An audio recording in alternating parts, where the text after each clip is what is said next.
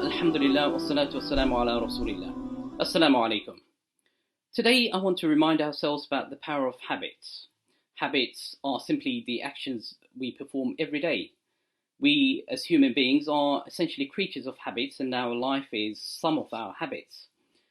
And according to a research by Duke University, they say that habits account for about 40% of our behavior on any given day. So making sure we have good and beneficial habits can make a big difference on how productive and effective our life is. We know the beautiful hadith of the Prophet ﷺ who said that أحب الأعمال أدوامها إلى الله وإن قل. The dearest of actions to Allah is that which is done regularly and constantly, even if it's small.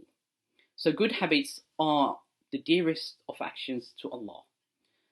Ramadan is a great opportunity to develop positive habits and also give up on any negative habits that we may have. So how can we go about developing new habits? In this short reminder, I want to share 3 tips.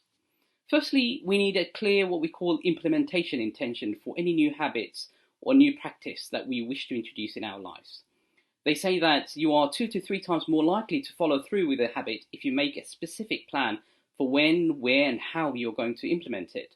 For example, if you want to develop a reading habit, for example, you need to make an implementation intention that you will read your chosen book, for example, every day at 8 p.m. for 10 minutes. Very, very specific. Secondly, focus on a few habits at any one time, maybe just 1 or 2 habits. Research again has found that implementation intention, which we just talked about, do not work if you try to improve multiple habits at the same time.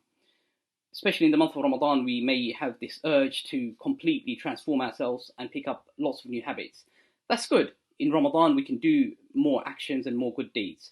But in terms of transforming and picking up habits that you wish to continue with after Ramadan, identify 2 to 3 habits that you can really carry on with after Ramadan. If you have too many, it may be a struggle.